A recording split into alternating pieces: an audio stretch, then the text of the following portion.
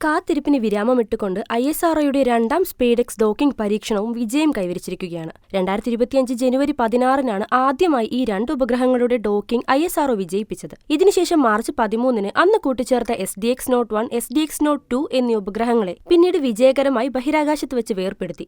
എന്നാൽ ഇപ്പോൾ വീണ്ടും സ്പേഡെക്സ് ഉപഗ്രഹങ്ങളെ ഇസ്രോ ബഹിരാകാശത്ത് വെച്ച് കൂട്ടിച്ചേർത്തിരിക്കുകയാണ്. ഈ ഉപഗ്രഹങ്ങളുടെ അടുത്ത പരീക്ഷണം 2 ആഴ്ചകൾക്കുള്ളിൽ നടക്കും. SDX-01, SDX-02 എന്നീ രണ്ട് ഉപഗ്രഹങ്ങളാണ് 2024 ഡിസംബർ 30-ന് ശ്രീഹരിക്കോട്ടയിലെ സതീഷ് ധവാൻ ബഹിരാകാശ കേന്ദ്രത്തിൽ നിന്ന് PSLV-C-60 റോക്കറ്റ് ഉപയോഗിച്ച് വിക്ഷേപിച്ച് സ്പേഡെക്സ് ദൗത്യത്തിലുള്ളത്.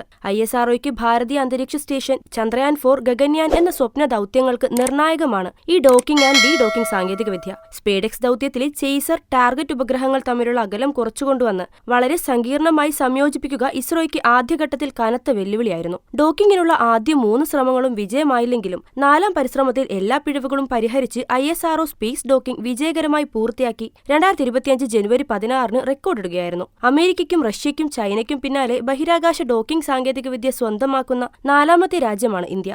ISROയുടെ ഡോക്കിംഗ് പരീക്ഷണ വിജയത്തെ രാഷ്ട്രപതിയും പ്രധാനമന്ത്രിയും അടക്കമുള്ളവർ പ്രശംസിച്ചിരുന്നു.